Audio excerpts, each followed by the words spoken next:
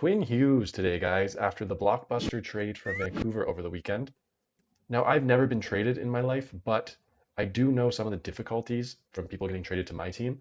And some of them are tired. You're typically staying at a teammate's house or a hotel or something. You just packed up your life from your previous city and moved to this one. So that's definitely a factor going into this game. You have to have that aware in your brain. When it comes to working with your D partner, chemistry with your D partner takes practice. It takes getting to know each other. Typically, you'll want to hang out outside the rink. Chemistry takes time to build. So that is another difficult factor after you get traded. Another obvious one is you don't necessarily know how your team's power play, penalty kill, breakout, forecheck, all those strategic pieces to a team. You don't know how they work quite yet. I'm sure you get a crash course, you get a couple morning skates in or something, but really understanding it kind of in your subconscious, you're not quite there yet. However, with all of that being said, you kind of get some leeway with your coaches and your teammates because they all understand that you're going through this. So you can make mistakes, you can kind of do things and get away with it. So that's kind of one of the pros of getting traded. I am also curious to see how Hughes does relative to my first analysis of his game back when he played for Vancouver. I think it was last week, so I'll put it up in the top here and you can check it out if you haven't already. But with that being said, let's check out how his first game goes. And don't forget to stay till the end, where I'll give you my summary on how I think the first game went for Hughes and a summary of the teaching points from this game. Let's go. And of course, they have him on for the opening draw of the game. Nothing really exciting happened, so I'm just going to let it run for you guys. I just wanted to show it just for historic purposes. I mean, he does hold a nice gap here. Looks like they're trapping a bit, which you kind of do off the opening draw typically. Not bad.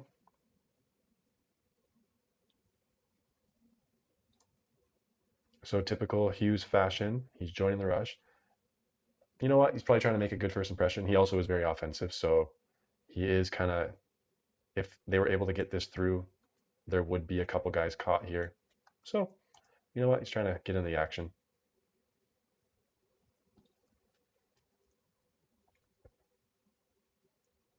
That was a nice little play. I got to give it to him.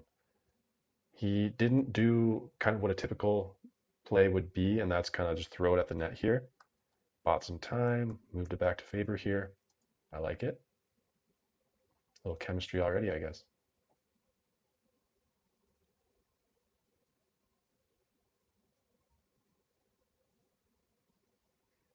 And yeah, nothing too crazy in that first one. Just wanted to show it to you guys. This next shift here for Hughes, he's doing a good job. He's holding the zone here.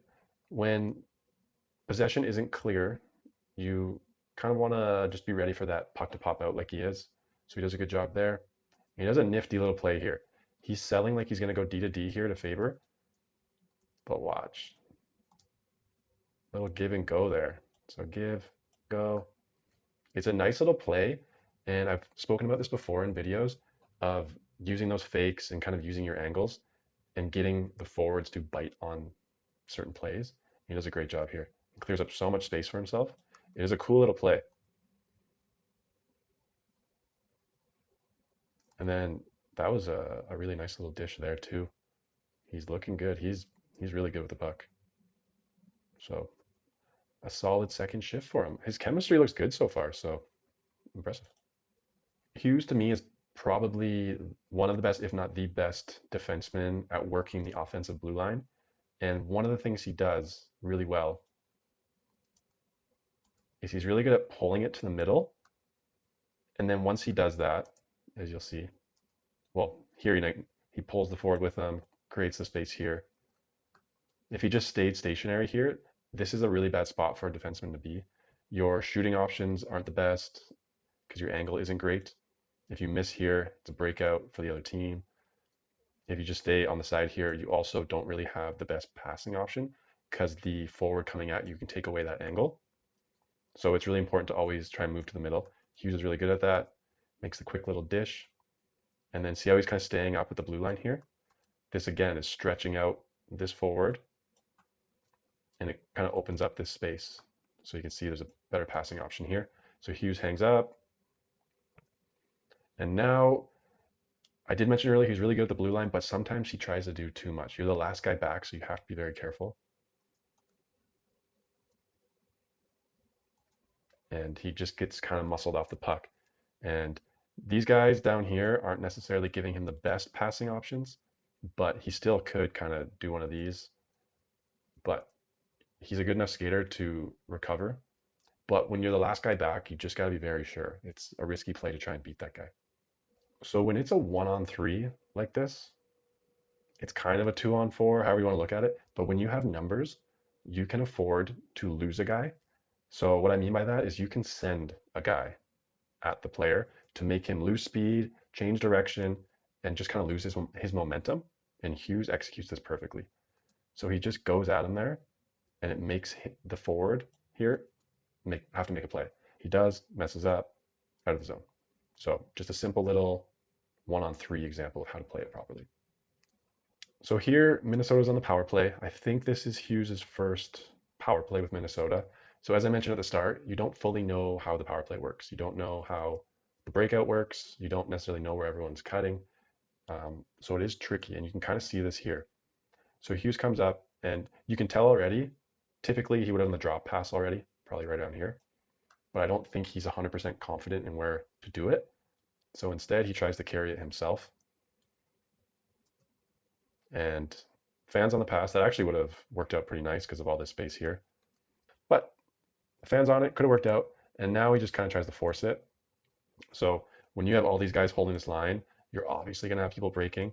And to literally go from one side of the rink to the other on such a diagonal, you're kind of asking to get picked off, which he does. And he does a good job of forcing the gap there, though. So worked out. But that's just an example of getting traded to a new team, not sure how the breakout works. When you have a 1-on-1, there is a main rule, and it's either you get the puck or you get the body.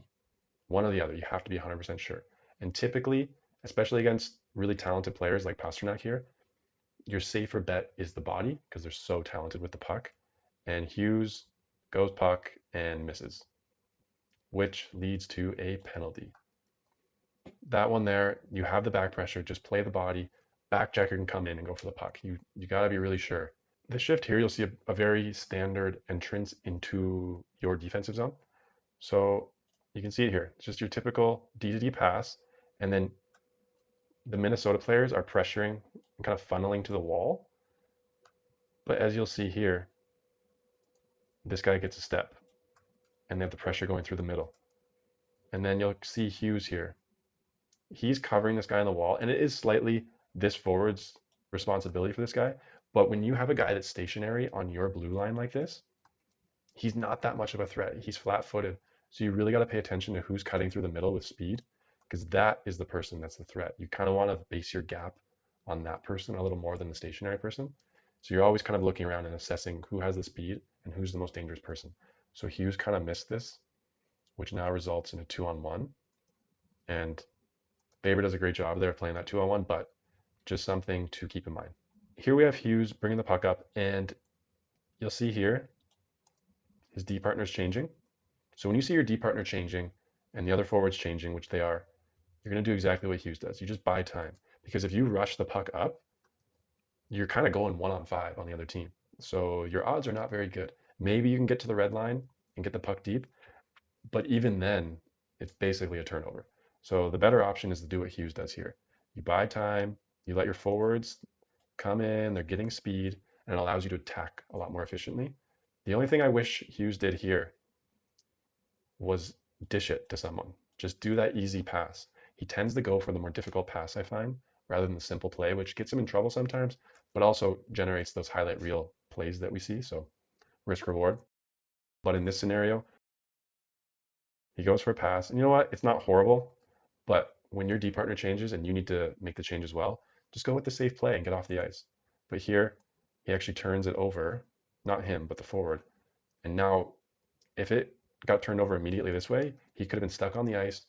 Possibly he's really tired already, and that could just jeopardize a lot for the team. So just make the easy play sometimes. If you guys watched my Drew Doughty video from yesterday, there's the one play where he lets Klapka catch up to him intentionally. Hughes does a similar play here, and it's what a lot of elite defensemen do. Because when you have the forward close to you, you just got to get that one step on him, and then you got him. But if you leave that space and you turn into him, it gives them more time to react to you. So Hughes, you can see here, he's not really moving his feet much. And Isimon here is a victim of the seventh man, the net. The net can run interference and you can't call a penalty on him. So you got to utilize him as much as possible. So Hughes here, he's going to cut and he's going to lose Isimon there. And now he's got him. So now he's got the step on him. Where if he turned earlier, Isimon could have angled him way better. So it's just, you want to draw the forward to you so you can get the step on him. It's kind of counterintuitive, but if you watch a lot of elite defensemen, they do that. Now he's got him. He throws a nasty little pass. When you're a smaller defenseman, as Hughes is, you have to play a little different in the defensive zone. And he does a really good job by getting the stick. So if you're, say, Zadorov on Boston, you can get really physical and push guys out of the way. But Hughes is 5'9", 180 or something pounds. He's small. So you have to play a little more intelligently. And Hughes does a good example here. You can see he's really battling with the sticks because there's a shot coming from the point. He can't push this guy out of the way. He has to get a stick and work his body position to get a rebound if there is one. So he's taking away the tip and the rebound. So he does a good job there. And see how he's constantly trying to stay between the net and the offensive guy? That's crucial in your own zone as a defenseman. So watch, he'll keep doing that. He's always trying to stay there. And he's kind of a stick length away. He's not committing too much. And see here, the forward's trying to get that step on him, and Hughes is trying to box him out. But again, Hughes is a little bit smaller, so it's harder for him. So he's got to pay attention to the stick. And see, he's getting right under the stick there because the puck's at the point, and there's a shot possibility, so he's protecting against the tip and the rebound again. Yeah, ideally, he gets a little more inside there to box out. Yeah, there you go. Perfect. So see how he's kind of sticking his ass out to box out, but also looking over his shoulder to know where the puck is. It's kind of what he has to do because he can't necessarily just muscle the guy out. So he's got to use his body for leverage. That works out great. So that's just, how you have to play the game a bit different when you're a smaller defenseman. Hughes here, he's staying up tight on the play, as we like to see, which is allowing him to get any loose pucks. It's also pressuring Boston to kind of make a play. So it's your typical result of good gap control. So we'd like to see that. Hughes picks up the puck. And I want you guys to see what he sees. So when he looks up the ice right here, he sees the Boston guy backing off, kind of trapping, and he knows he has this guy following him. So typically when you see that, they're not going to send 3 forwards at you. So you got to know this guy's on the ice, but he might not be able to see that. But when you have 2 guys on you like that, and the pressure's kind of flowing that way, you got to know that this forward would probably be cutting up here and kind of hanging out in this area. So he's seeing this, and he knows a bunch of space is about to open up here. So that is what leads to this. Boom. Yeah, see this forward here? He's backing off. That you're never going to have 3 forwards forechecking you. So that is what led to that spin move. He knew the space was going to be there. And now look all the time he's got. Perfect. And this guy's trapping back the other forward.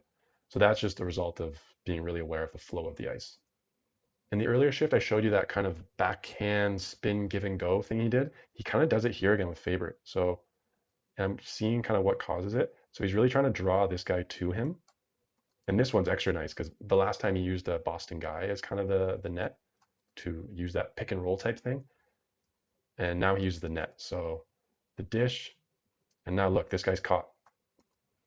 And all this space is open. So he just draws it to him and uses quick footwork, beats him. Faber kind of missed the pass, but it works out. But that's just a little cool play. And it's kind of like a underlying fundamental to working the forecheckers, drawing them to you like he did in that earlier one where he stopped skating, and then getting that jump on them. So you can work it in many ways, and this is another way. On this one, Boston's kind of doing your typical break through the middle in the neutral zone. So you kind of see the puck comes up here, and then it's a little chip to the middle. And Hughes, I don't know why, but he's way back here. I would really like to see him kind of holding up on this guy more and matching his speed, because that would eliminate this play that's about to happen. Especially you have the back pressure. And I don't know what happened before. Maybe it was a really quick turnaround, but that's why you really have to be cognizant of always catching up to the play. But here the puck's kind of bouncing, and you see how he's kind of reaching and bending there. In those scenarios, as a defenseman, you never want to be lunging outside of your center of gravity because it throws off your balance. And typically, if you miss on that, you're screwed. And he misses, and he's kind of fishing for the puck. So like I said before, puck or the body, and body you're more likely or more probabilistic to be successful. Thankfully, he's a good skater and he can recover. but he almost has the inside on him. If that was another defenseman, he would have got burned. And then he gets juked a little, and he kind of gets turned around. In those scenarios, when guys are kind of back and forth on you, you just want to kind of pressure on their hips, and you don't want to lunge in any direction, especially when they're skating towards the corner. There's nothing horrible that's going to happen. Just stay with them, stay on their hips kind of, and wait till you can kind of pinch them off from the boards. They rotate off, and it works out. So worked out fine, but a couple key learning points there for you. In this one, Hughes redeems himself by having a good gap. So you can see here, he's like right on middle stat here. So that's a good job. We like to see it, and you'll see why right here. So he could be a little tighter, which maybe would have helped him. It probably would have prevented this pass though. But look, he's right on it. And this makes Middlestat fumble the puck and turnover. And that's just from having a good gap. It's so subtle, but I don't think a lot of people appreciate it. This play actually leads to Hughes's first goal as a Minnesota Wild, but I bet the highlight reels are not showing this part of the goal. And to me, this is what led to it. So you can see Hughes here, he's holding a great gap. He's right on this guy, and he's anticipating this pass through, which is beautiful because we have the middle pressure here. And like I said before, you really want to step up when you have the numbers. Pressure, even if the guy beats you, you have your back checkers coming through the middle as well. So it's a safe risk to take. There's not much risk to it, to be honest. So Hughes steps up, generates the turnover, and then he jumps up in the rush, which is nice because look at, there's a lot of space. So again, joining the rush is in a way a form of having a good gap a lot of the time. That's how I like to see guys join the rush. Joins the rush, and look at all the space he's got. He just walks in, and he scores. Pasternak kind of hit his stick there. I think it threw the goalie off, but yeah, first goal. And again, I don't think you're going to see that nice gap control he had in the highlight reels, but to me, that's what generated that play. This shift here, there's really not much for me to even say. Like, this is hard to even coach or teach someone. It's just something from kind of pure creativity and understanding the flow of the game. But if you watch Hughes, he does a nice job. So he realizes there's a lot of pressure here. So a realistic play for his forward is to kind of alleviate the pressure and move it into that open space. So that's something for younger defensemen to really try and pay attention to. Where's the pressure and where is it most likely to get kind of alleviated to? It's typically kind of where the open space is. Drew Doughty did a good job of that in the last video. Just look for that open space. And now he's kind of in that area that I think is very difficult to be in. And I always say, you want to move it down or you want to get it to the middle because your angles from here are not great. But if you move it down here, there's not a whole lot down there. So look at Hughes' footwork here. Unreal. And amazing, amazing footwork. I really encourage defensemen to practice this play a lot. It's way more useful than you think. Nasty little pass. No finish. I don't like to see him kind of get pinned to the wall here. Maybe he is anticipating some sort of missed shot, but I still think you're better off to kind of get back to this area. You can still kind of attack the wall if there is, but you also get that puck pop out.